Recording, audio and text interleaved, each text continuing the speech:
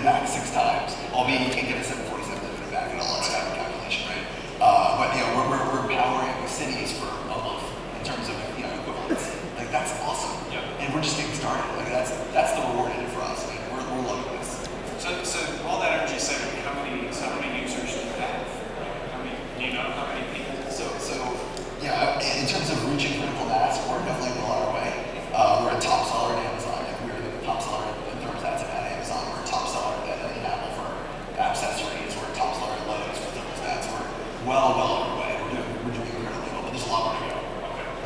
All right. Well, I think we have time for a few questions here. So let me see what we've got.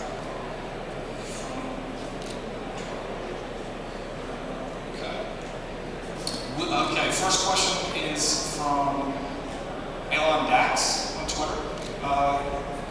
He wants to know how does Mesh push software updates to the thermostats? So all of our devices are connected via Wi-Fi. So when you first install a product, we actually optionally connect it to Wi-Fi, so you can control the energy statistics and for us to do software updates. So once you're on Wi-Fi, we pick a good time, usually in the middle of the night when people are asleep, and over 12-hour periods, we start sending out software updates to your thermostat. It basically downloads something from a server, unpacks it, and does the update in place. It's a lot like updating your phone or updating a computer, but we do it kind of behind the scenes. Okay, and Franklin Wang would like to know, will there be any accessories for this coming out? So like thermosensors that can place to balance heat? It's been a very popular request, and definitely something that we're looking at. Like the farther along we get, actually, the more of these things that we hear from our users, actually, the more homes we reach, the more things that we learn. So yeah, there's a lot of opportunities for these guys. So it's in the works, but you can't tell us. Of course. Okay.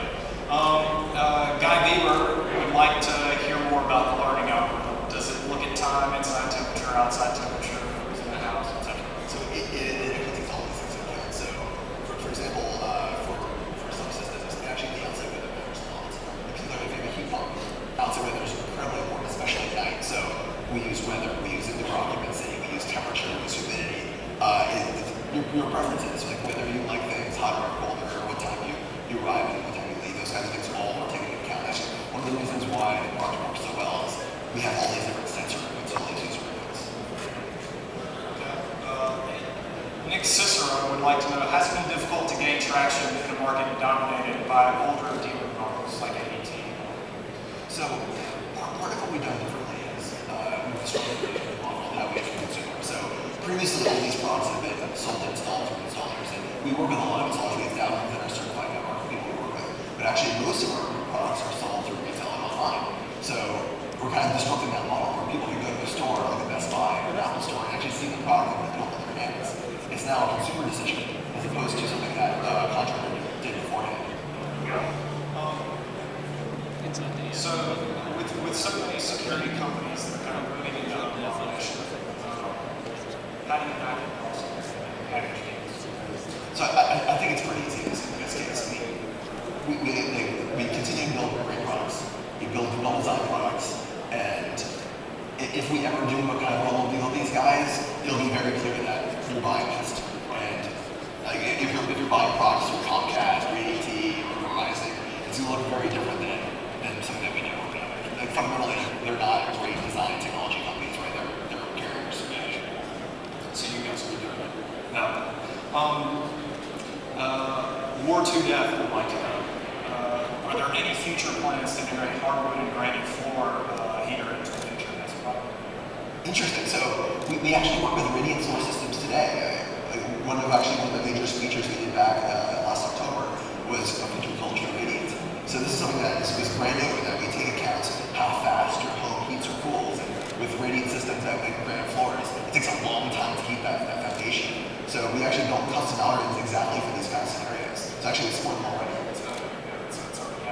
And I guess the last question here is, I mean, you have limited support with general heating systems. I mean, is that something that is always going to be, you're going to be able to work with? Is the idea that basically we're going to work with anything that's heating or cooling at home? So today we're compatible with about 95% of systems in the US. And we're always looking to expand it more. There's a very, very long tail out there. What we've learned is that it's kind of the Wild West.